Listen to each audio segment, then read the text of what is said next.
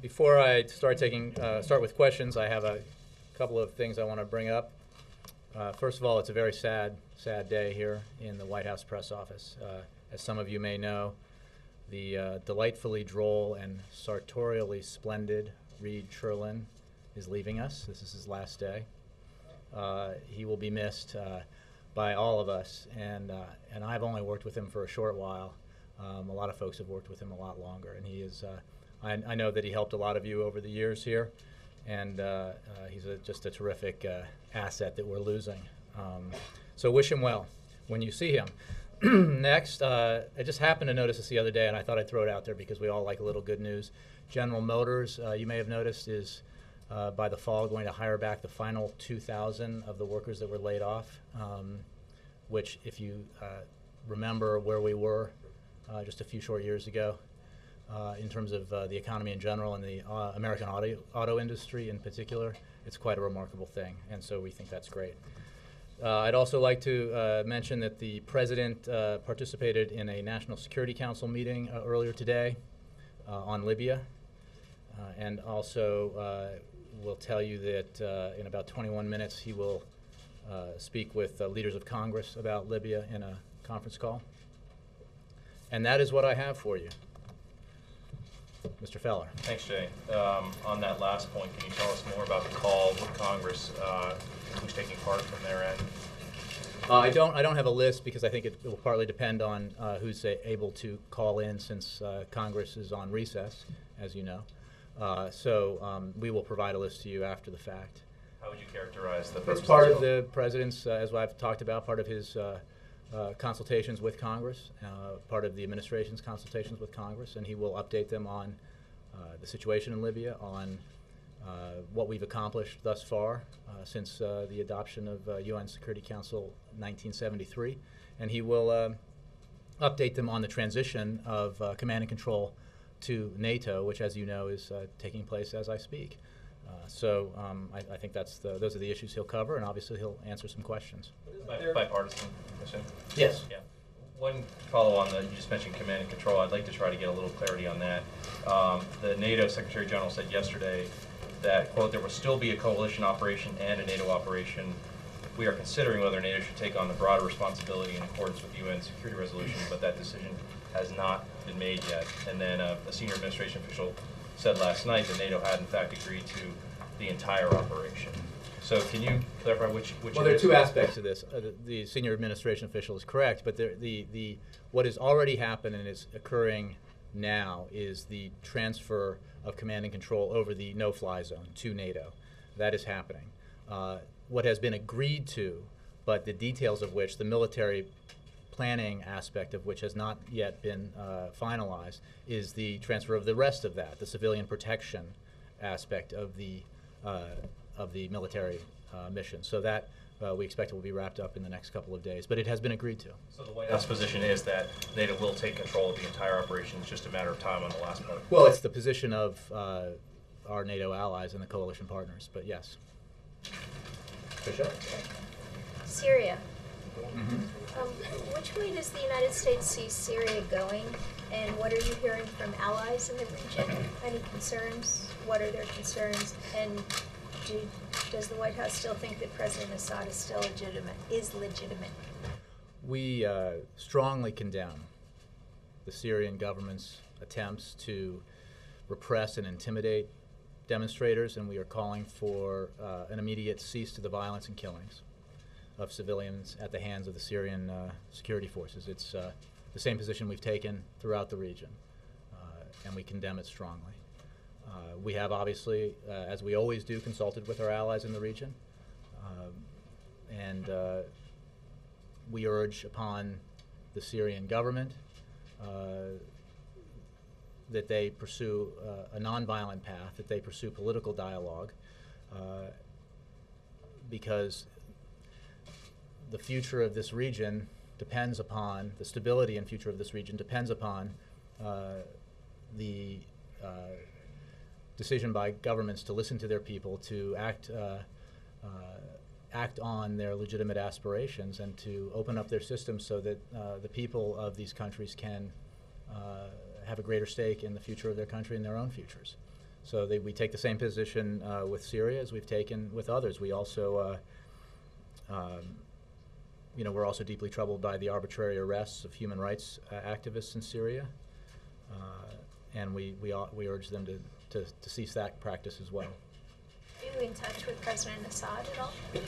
I don't have anything for you on that, but we are making clear from here and from other places what our position is. Jay? GE in 2010 made more than $14 billion in profits, $5 billion of dollars here in the U.S., and yet GE paid no taxes last year. Given that the CEO of GE is the head of the President's Competitiveness and Jobs Council, I'm wondering if you have any thoughts on their paying no taxes last year, as opposed to probably every single person in this room. I hope so. But look, Jake, I'll just tell you, I don't know about the specific company's balance sheet or its tax returns, but I can.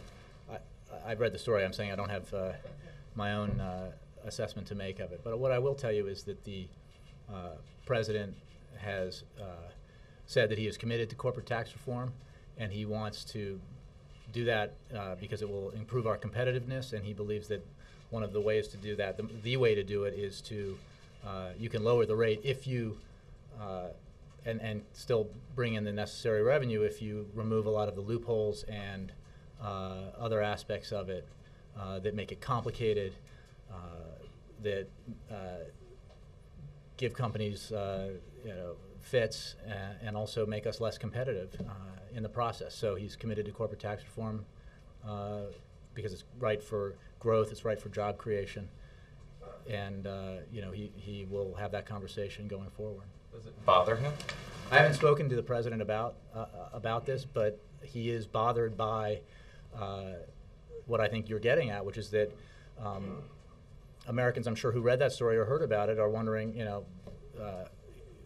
how this could be, and one of the reasons why it could be, again, not addressing the specific company because I don't know independently about that, but it is part of the problem of the corporate tax structure that companies hire, armies of tax lawyers to understand how it works and to take advantage of the various loopholes that exist that are legal in order to reduce their tax burden. And he thinks that in the name, for the purpose of greater competitiveness and job creation, we have to address our corporate tax structure. Well, if in the name of competitiveness and job creation, the president feels we have to address our corporate tax structure, why appoint to the head of the Competitiveness and Jobs Council a person who is now the poster child for using the system to get out of paying taxes?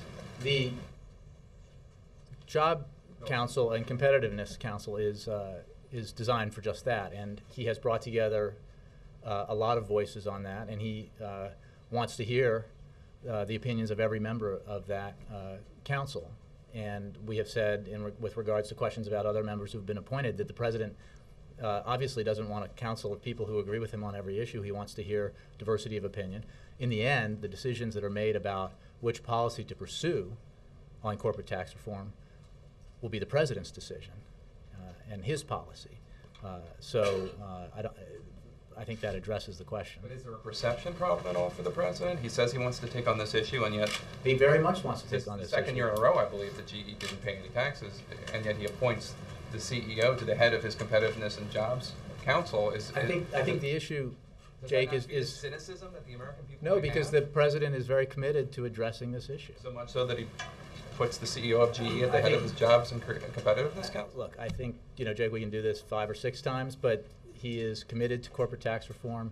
He believes that one of the reasons why he addressed it before this story came out, or stories, is because that this is not an unusual situation, that the tax code is complex, it's filled with loopholes, and other pieces of it that make it possible for corporations to reduce their tax burden. And it's not good for the companies in terms of their competitiveness and potential for growth, and it's obviously not good overall for job creation in the United States. So that's why he wants to address it.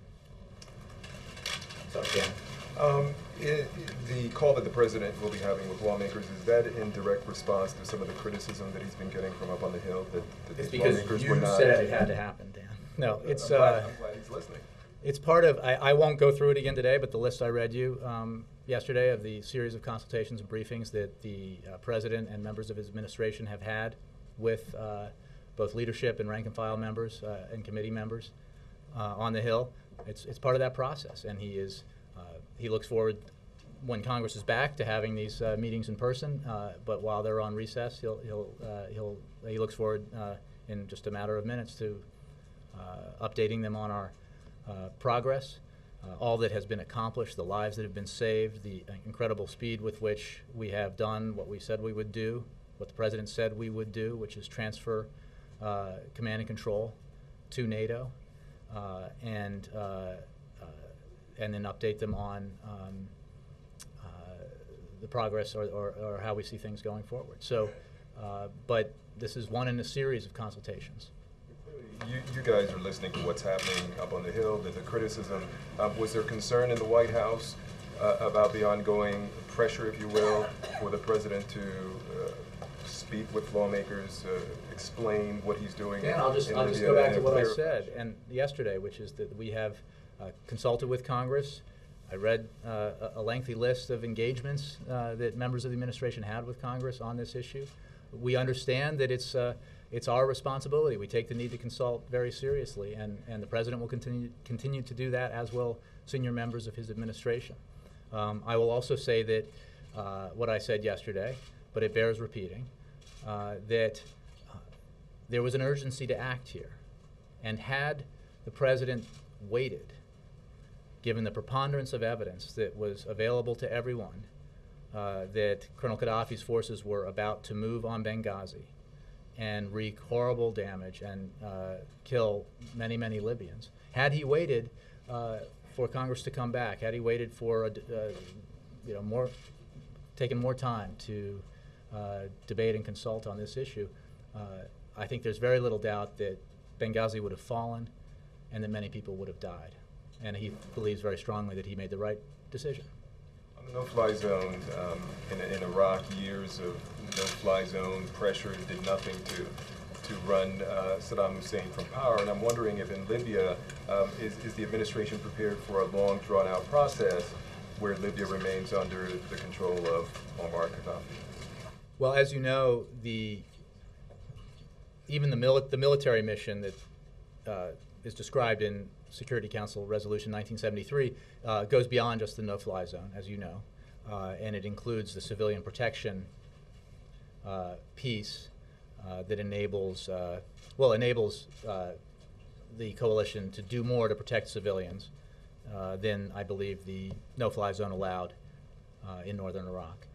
Secondly, as you know, on a separate track, it is the United States' position, the president has stated often, that Muammar Gaddafi is not fit to lead and that we believe he should leave power. And we are engaged in a host of actions, unilaterally and multilaterally, that are designed to put pressure on Gaddafi, to put pressure on those around him,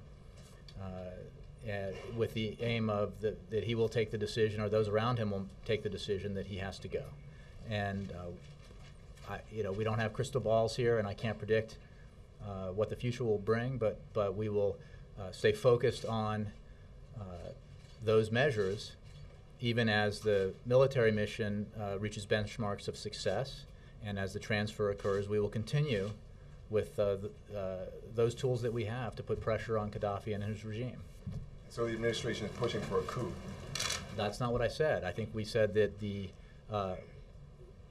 Libyan people, we have said the Libyan people need to decide who their leaders are. We think quite clearly that Gaddafi has lost legitimacy in the eyes of his people, not least because he has murdered his people in large numbers. And the purpose of many of the measures that we've taken, including financial sanctions and other measures, are aimed at putting pressure on him and isolating him so that he either makes the decision or those around him come to the conclusion that the future is not bright for this regime and that its capacity to function is severely limited. in the world. Jeff, Mike has to run to the live shot, so he's butting in line. I thank the gentleman. Please give him something to report. I thank the gentleman for yielding. How can I help you, Mike? You use the verb consult. You're consulting Congress. They've been complaining that you've been informing them, but not consulting. For example, the meeting last Friday that was here or by teleconference. Some members were here and some called in. So if you're consulting them, to what end are you consulting them? Are you asking them for congressional action, or why not just tell them what's going on and inform them? Well, we want to hear what they think. And we want, if they have suggestions about things that we should be doing, obviously the president wants to hear that. It is well within, as we've described and others have described, well within the president's constitutional authority to take this military action. The precedent, the list of precedents is quite long, and but he believes that consultations with Congress are important, and he does want to hear their thoughts about the mission, about the situation in Libya, and about our overall policy there. And on the question of leading the coalition, have we ever led the coalition? Are we still leading the coalition? When will we stop leading the coalition? We were a principal actor in the first phase of the military mission because of our unique capacity and capabilities that were brought to bear in sort of creating the environment necessary to enforce a no-fly zone and creating an environment where Gaddafi forces that were menacing cities like Benghazi and Misrata could be. I understand, but a principal actor leaves open the question of someone else leading. No, we were leading. I mean, there was no question that we were leading in the first phase. So we're first among equals. Look, it's a partnership, but we at least in the first several days, were flying the majority of the sorties and doing the majority of the missions, although others were as well, and that ratio has been shifting day by day. And today, to answer the second part of your question, today, as I speak, the command and control authority for the enforcement of the no-fly zone is being shifted to NATO. It will no longer be a U.S. lead. The authority there is an agreement for the command and control over the rest of the mission, the civilian protection mission. There's an agreement at a political level, and the military plans that are associated with that are being worked out now and will be worked out in the next several days. I yield back. I just want to follow up on that. As you were reading. You say that the United States has had a leader, has been leading in the first phase, so that means the President, the Commander-in-Chief, has been the leader of this operation so far. Will he be giving up that leadership role as the transition happens? Chip, we have made clear from the start, from the moment the President announced his decision to take this, that our role in the lead would be a matter of days, not weeks, as we brought to bear our unique assets and capabilities to create an environment in Libya that allowed our allies to enforce the no-fly zone and our allies to take the lead in civilian protection. That process is underway right now, as he said. He said what he would do, and he's doing what he said. So I don't see the confusion. It's not confusion, really. It's just a lot of people, mostly Republicans, but even some Democrats, are uncomfortable with the whole concept of the United States and the President stepping back from a leadership role in such a major international I think we've heard a action. lot of voices, Chip, about how we should approach this. One thing I know that the President believes strongly is that the wrong course of action would have been, in this country or other countries, unilateral military action to remove the leader of an Arab country. I am confident that most Americans think that would have been a bad approach. Instead, he pursued a policy where we worked very quickly to build an international coalition that includes Arab support, vitally important, to launch this military action against Gaddafi's forces. It is the right thing to do, it is the smart thing to do, and it is the best thing to do in terms of U.S. national interests in the long term, because as I've said about Libya and other countries, it is vitally important that the unrest that we've seen and the transformation that we've seen in these countries that is unfolding every day now be recognized for what it is, which is organic. It is about the people of these countries demanding to be heard, demanding greater rights, greater freedoms, and less repression. It is not about the United States of America, and that's not making that decision is about leadership. It's about keeping your eye on the ball about what's in the interests of the American people, in our national security interests. The primary purpose of all this was to prevent a humanitarian catastrophe. If it becomes clear that that is no longer an imminent threat, will the President pull American forces out? The mission, as you just rightly stated, is to protect civilians. We're talking about the military mission. And the United States will continue to participate in the coalition to enforce the mandate given by the United Nations Security Council, Resolution 1973, for as long as is necessary to make sure that those civilians are protected. We, as I've said in answer to Dan's question, are pursuing a whole host of other measures, unilaterally and multilaterally, with our partners, to continue to put pressure on the Libyan regime, on the Gaddafi regime. And I just want one last question to clarify. Pentagon says that U.S. pilots they anticipate that U.S. pilots will continue to participate in strike missions, not just surveillance, but strike missions in Libya, even after the transition. To whom will those pilots be reporting? Somebody other than Americans? I'll refer you to the Pentagon for the specifics. I believe, as I've said, that in terms of, and I don't, the details lie across the river at the Defense Department, but it is certainly the case that while the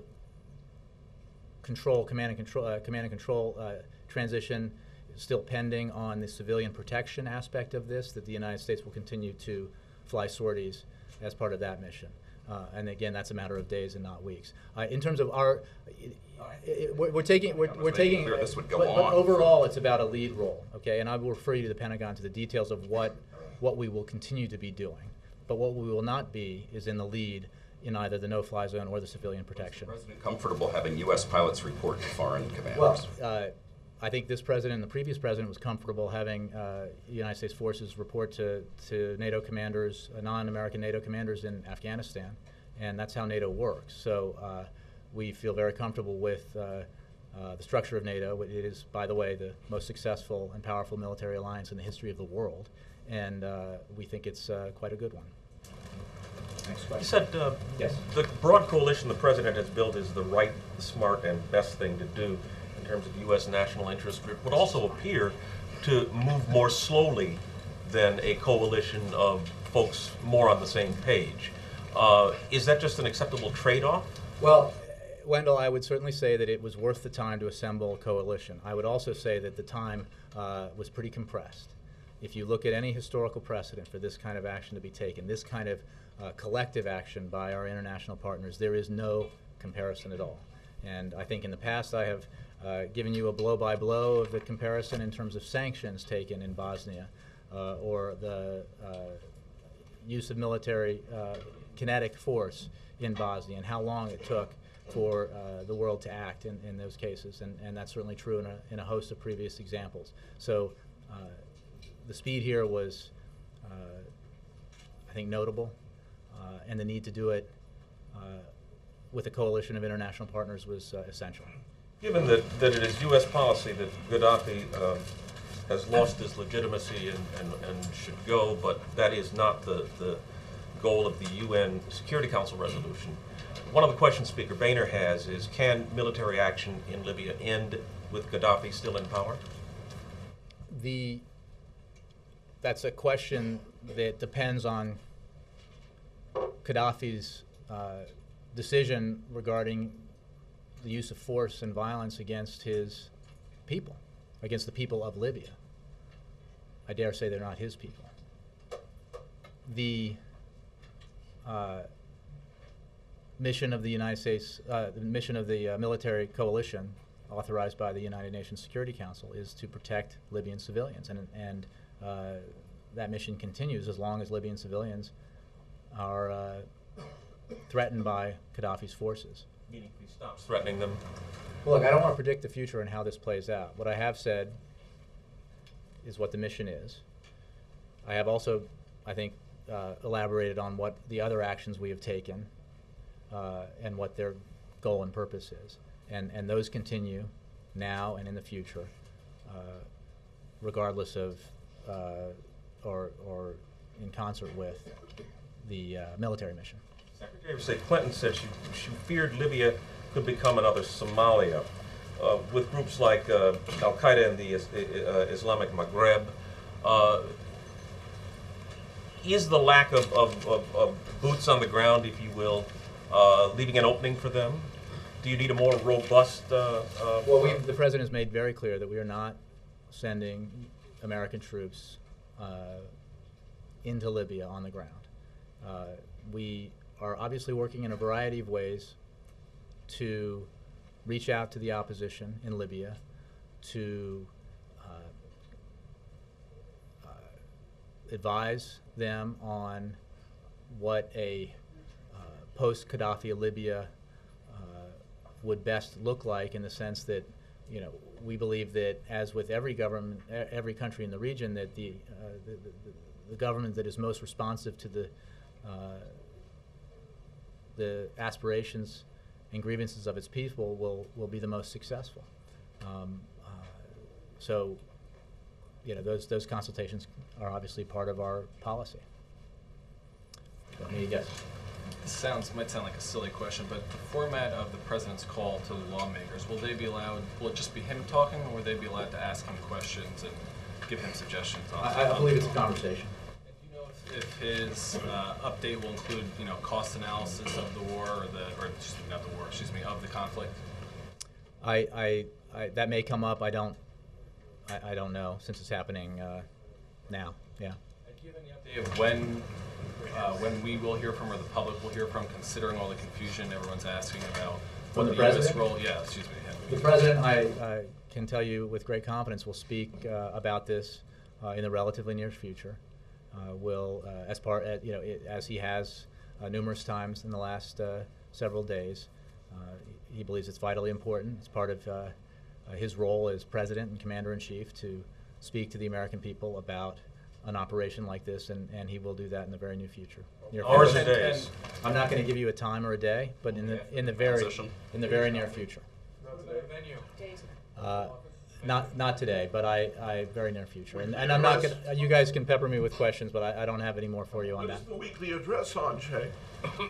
The weekly address is embargoed, Mark, as you know, so I'm not going to announce the subject now. No. Might he mention Libya in I the can Greek tell you event? that whatever he talks about in the weekly address, that if it were to mention Libya, it would not be the only time that he addresses the American people on the subject of Libya in the very near future. You might save yourself a lot of questions if you put the conference call on the mold. I'm confident that with the number of people on that call, it's the contents of the contents of the conversation will be known to you all very soon. Okay.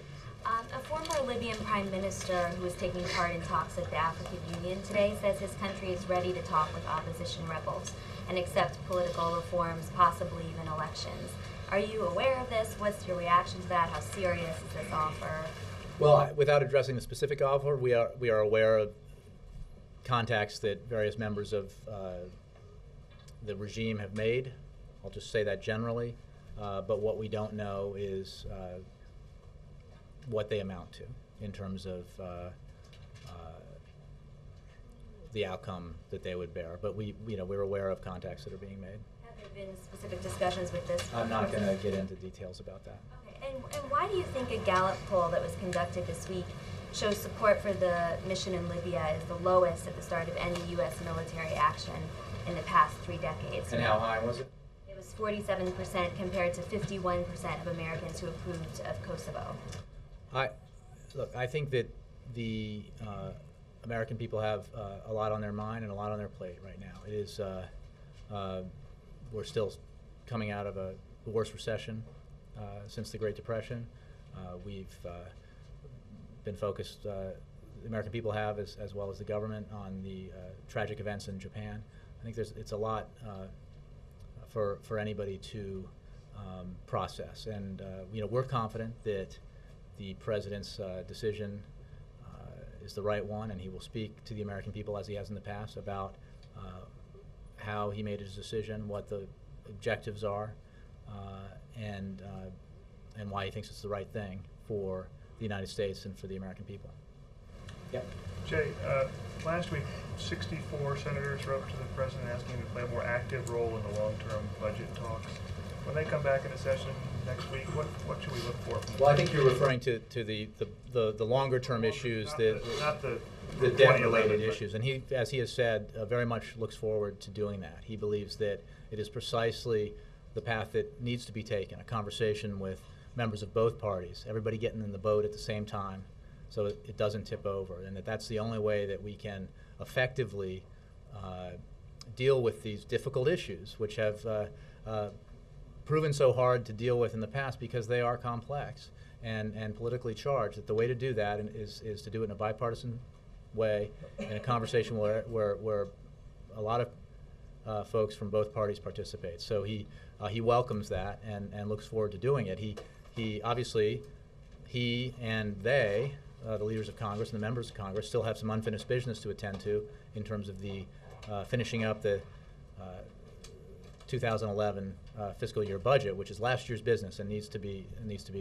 attended to. You think that has to be done first before that? I think nobody believes that. We are open to all sorts of ideas for funding the government for the remainder of fiscal year 2011, and I've gone through the various parameters the president has set, and the fact that we've come more than halfway towards the Republicans, and negotiations are ongoing at many levels. I believe the Vice President, we put out the fact that Vice President made some phone calls on this yesterday, and senior administration officials are engaged in these conversations.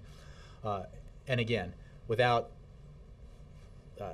prescribing the contents of that deal, which is only a one-year deal, what I think is irrefutable is that no single-year fiscal deal is going to resolve the long-term debt issues that face us in terms of entitlements, tax expenditures, defense spending, and all the major drivers of long-term debt that have to be addressed. Very basic. Two questions. Does the president still have confidence in Mr. Immelt to run the Jobs Council? Yes, Jobs? he does. Yes, he does. And then the second question is, Christina Romer this week gave a speech in which she said the 8.9% unemployment is a quote, absolute crisis, and she said that it's shameful that people in Washington, including the administration and the Federal Reserve, are not doing enough. Does the president agree with those remarks? Has he heard about them? What is his reaction? I haven't talked to him about those, but we certainly agree that 8.9%, while it has come down substantially from its high, is much too high. That is why the president engaged with Republicans to reach the bipartisan tax cut deal that he reached in the lame duck session in December. And within that deal are a lot of things that address growth, address job creation, and we think will have already been effective in terms of improving the economic picture in the first quarter of this year. So he's. I think you're doing all you can to reduce unemployment. We are doing everything we can, working with Congress to address these issues, and he's taken dramatic measures, as you know, in the first 2+ years of his presidency, because nothing is a higher priority for him than economic growth, job creation, innovation, education, infrastructure as the drivers of economic growth and job creation in the 21st century. There is, a lot of folks have asked about, as we've gone through these significant events in the early part of this year, how can he still go out and give speeches on education or the economy? Because first of all, he's president of the United States, and it is the responsibility of the president to do many things at once, to keep his focus on a number of high priorities. But secondly, because this is vitally important. That's why he went to South America, because this is a region of the world that will contribute greatly to the country's economic growth in the 21st century. So I think his commitment is extremely strong on that. With the instability in Yemen increasing and the massive protests and counter-protests today, is it in the United States' interests that President Saleh stay in power? And has President Obama spoken with him in the last few weeks, either to suggest that he step down or stay, or for any other reason? I don't have anything. I don't believe the president has spoken to President Saleh, although we can double check that. As you know, and I believe we've read out, John Brennan, the Homeland Security Advisor, has on several occasions spoken with him. But going back to the top of your question, it is not for us to decide the leaders of other countries. We have said to the leadership in Yemen what we have said to the leadership in other countries. It is not acceptable to use violence against peaceful protesters. We condemn that. We urge upon the leaders of these countries the idea that they pursue peaceful political dialogue with the broad swath of their representatives of the people of their countries to respond to, there's a reason for these protests, and to hear them and to respond to them and to reform accordingly. That's our position in Yemen. It's our position across the region. This country has a particular interest for us because it has Al Qaeda in the I think we have interests and important relationships across the region. It is an extraordinarily important region of the world where we have problem relationships and ally relationships. The principles apply to all of them. And we are working with governments in the region, advising them on what we think they should do, the right course of action, the political dialogue, the nonviolent response to these protests. And again, that applies to Yemen, it applies across the region. Jay, can I come back to the civilian protection part of the Libya mission? I know you said that you expect that that's going to be resolved in the next few days, but isn't that a little more, well, not a little, a lot more difficult? Turkey is subjected to participation in airstrikes. The Germans, of course, are not participating in the mission in general military terms. What I'm getting at is it not a setback that NATO did not take everything under its wing right away? I think we talked yesterday about what days, not weeks meant, and that we're still not even at 1 week yet. So we have, before we get to a plural of weeks, we have quite a few number of days left. A setback? Under what construct could 6 days, in terms of transfer from the U.S. lead to NATO command and control for the no-fly zone, be a prolonged period of time, and 2 more days or several more days to resolve the underlying issues of an agreement that has already been reached on civilian protection, the civilian protection aspect? Again, that is a very remarkably short period of time. We believe that coalitions, obviously everybody needs to be consulted, everybody participates in the agreements and the discussions. That's what coalitions are about. We think that this has functioned remarkably well, given the circumstances. And wait, what? The conflict has been going on for weeks, so you can't say the military mission was authorized. The military mission has been this is day 6, right? I believe so. Of the military operation, but the conflict itself. So the administration, the international. Well, but it was authorized a few days before that. Look, I will not argue with the fact that because of the need to act quickly, that every T was not crossed and every I dotted prior to this. We did not have that luxury, but the reality is that in that environment, the coalition has worked extremely well and extremely quickly to come to these agreements. Anne. When you talk about this new phase and the United States no longer in the lead, should Americans assume from that American warplanes will no longer be flying over that area? Will the American forces that are still participating be under a foreign commander? And is the impression now that the U.S. doing the jamming and the intelligence is literally kind of out of the combat, less risk to American personnel? Well, I think the less direct engagement you have, to start at the end of your list of questions, is that it's always risky. There's no question that risk will continue just because American forces are in the region advising and assisting as part of this coalition. But the risk would, I think, logically be reduced the fewer flights we're flying and the fewer actions we're taking that are kinetic, so to speak. In terms of the specifics of airplanes in the sky, I mean, the ratio has gone down dramatically, will continue to go down. I believe we have said, I refer you to the Pentagon for the specifics, that on the no-fly zone aspect of this, we will not be participating in the flights, but I don't want to, on the details, I think the Pentagon has the best information. And I think they've been briefing at the same time that I've been briefing on this. The members of Congress, after the conversation they had with the President last Friday at noon, complained that they couldn't ask questions the way the conference call was set. Do you know whether he is actually taking questions from members? I'm not sure that that's the case. My understanding is that there was a discussion and various members did have questions, did have comments in that briefing that the President gave. Are actually with the President today, or is it all by telephone? I don't know that we have any physically with the President. We can check on that once we find out who was able to participate. Peter. Thanks, Jay. Do you believe the American people understand why we're taking military action in Libya, but say, for example, not Bahrain, where there's also unrest, protests, and a non-democratic form of government?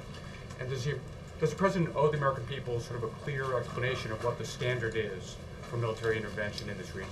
I think that's an excellent question. I think the President, as I said, will address in the very near future some of the answers to these questions, or the answers to these specific questions. I think that the American people do expect and will get from this President what they have gotten in the past, which is a very clear explanation of the decisions he makes when he makes the significant decision to engage in military action, to send America's men and women in uniform into harm's way. And I think on the question of what's different about Libya, I think scale is important here. The enormity of the potential violence, the amount of violence that had occurred against civilian populations, but also what was about to occur, and the promises made by Gaddafi himself on what he would do to the people of Benghazi were obviously factors in this. Abby?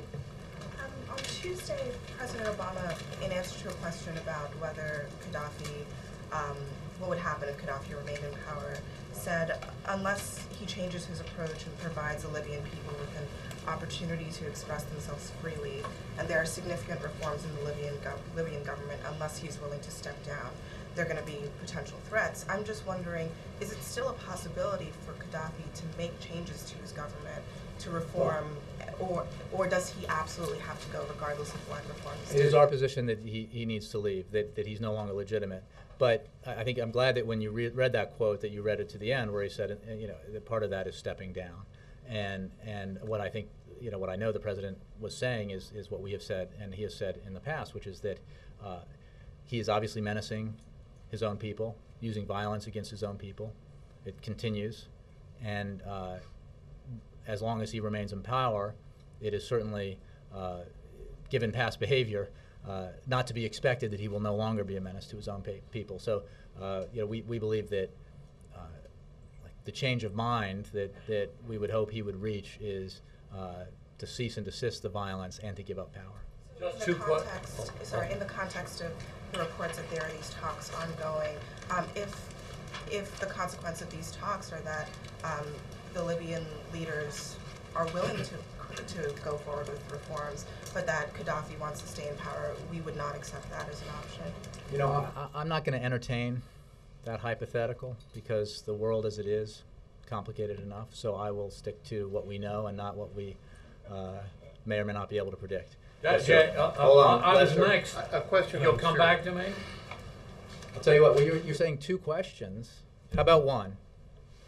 Go for it. All right. Not too far. Both the Washington Post and the Washington Times report the arrest of 130 illegal aliens in Virginia this week. Is the President gratified or sorry? I have no response because I haven't spoken to him about those arrests. I would tell you that the President believes that it's very important to enforce our immigration laws. Oh, but that's my can response. I just follow one? Just one.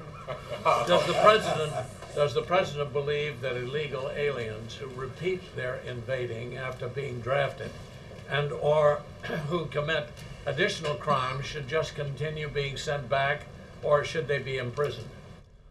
Lester, I'm not even sure I understand your question, but I will just refer to you to what I said, which is if they're sent back and then they come back again and repeat their crimes, do he thinks they should just be sent back or imprisoned?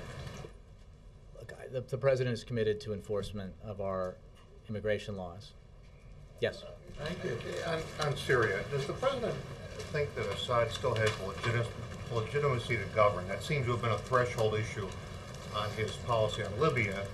And in Syria, you start to see the violence against his own people. Which we strongly condemn. Exactly. Does he still have the legitimacy to govern?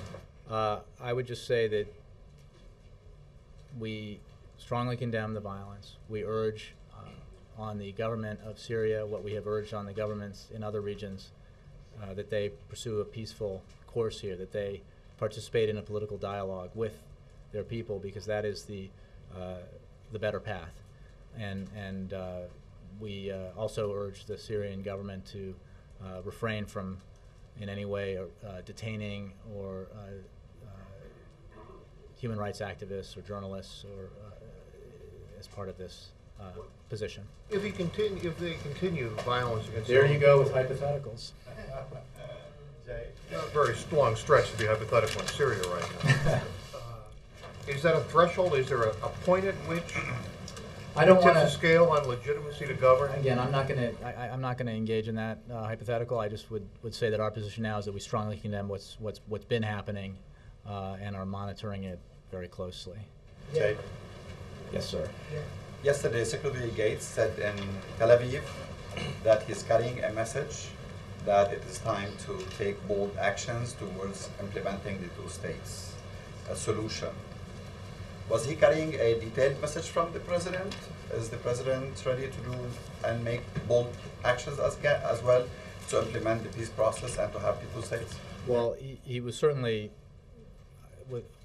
without going into any the details, the secretary was expressing the president's point of view that both sides need to take bold steps towards peace, that is the only resolution to this vexing problem, and he encourages both sides to do that. And he also, as you know, spoke with Prime Minister Netanyahu and expressed his condolences about the bombing in Jerusalem and the attacks that they've seen. And you know, we urge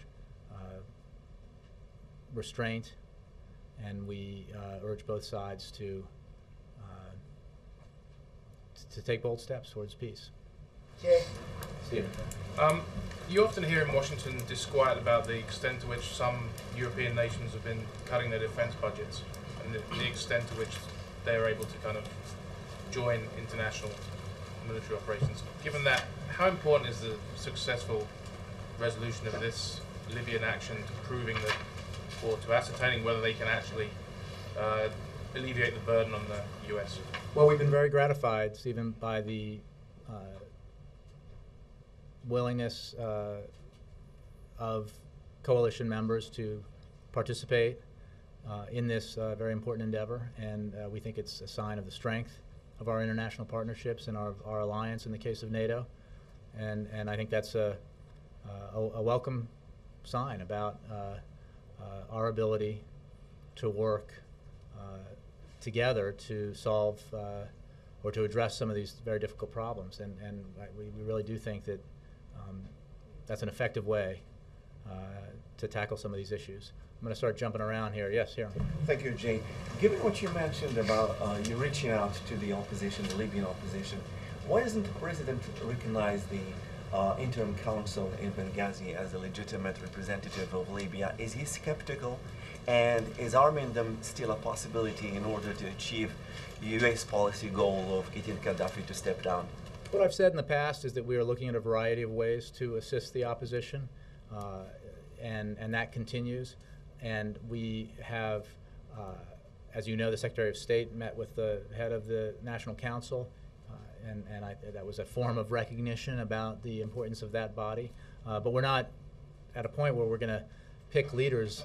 You know, we think it's very important for the Libyan people to have a voice in that process. And I'm not trying to set benchmarks on how this will work, but we are working with the opposition, consulting with the opposition, looking at ways we can assist them, and that work continues every day. Jay, follow. Thanks, Jay. Congressman Braley, a Democrat from Iowa, said that your answer yesterday on the cost of the operations was unacceptable. And I understand, obviously, that you don't want to get into predicting future costs, but why can't you guys say how much has been spent so far over the 6 days or even just last weekend?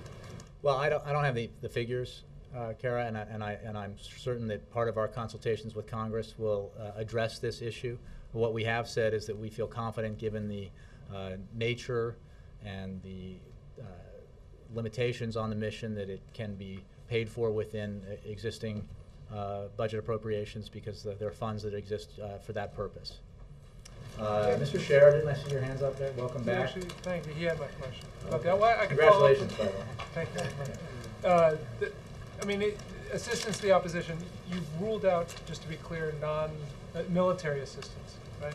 Well, I'm not. I mean, I think that we actually, there was a few weeks ago the statement that the arms embargo prevented us from doing that, and in fact, there's flexibility within that to take that action if we thought that were the right way to go. So it's still a possibility. I think that's right. Yeah. Who have we got? All the way in the back. Yes, sir. Blue shirt. Thank Sorry. you, Jay. Can you clarify something you said earlier? You said the U.S. Would remain committed to the coalition as long as it takes to keep the civilians safe. So is the military participation from the U.S. coalition dependent? If the coalition dissolves, will then the military participation from the U.S. also go away? The world is complicated enough for me not. It is hypothetical. You're saying if something happens, will the U.S. do something? Has stressed so many times the importance of the coalition in going in. And so if that's the case, then someone has to have raised that question in the National Security Council meeting. My understanding, my reading of Resolution 1973, it does not have a time limit on it. It is says that coalition will use all necessary measures to. Coalition limit? I don't read one in it. Do you? We will use all necessary measures to protect Libyan civilians. Take one more. Yes, ma'am. All the way back. Yeah. Sarah. Sarah, sorry. Thank you. The president just came back from Brazil, Chile, and Panama, as you know. And is he going to visit Puerto Rico sometime this year? I don't have any travel announcements for you, but well, I don't have any travel announcements for you. Thank you. Bye-bye. Hey, Jay, week ahead. Oh. Panama. El Salvador. Sorry, the week ahead. Well, this is what we have. On Monday, the president will participate in a town hall hosted by Univision at Bell Multicultural High School in Washington, D.C. At this town hall, the president will have the opportunity to talk with students, parents, and teachers about education and Hispanic educational attainment. The town hall will be broadcast on the Univision network on March 28th at 7 p.m. Eastern Time and Pacific Time and 6 p.m. Central Time. On Tuesday, the president will travel to New York City to deliver remarks at the dedication of the Ronald H. Brown United States Mission to the United Nations building. And on Wednesday, Thursday, and Friday, the president will attend meetings at the White House. That is your week ahead. I don't have an announcement. That's not what you were alluding to earlier. No announcements. And the Thanks. Libya speech.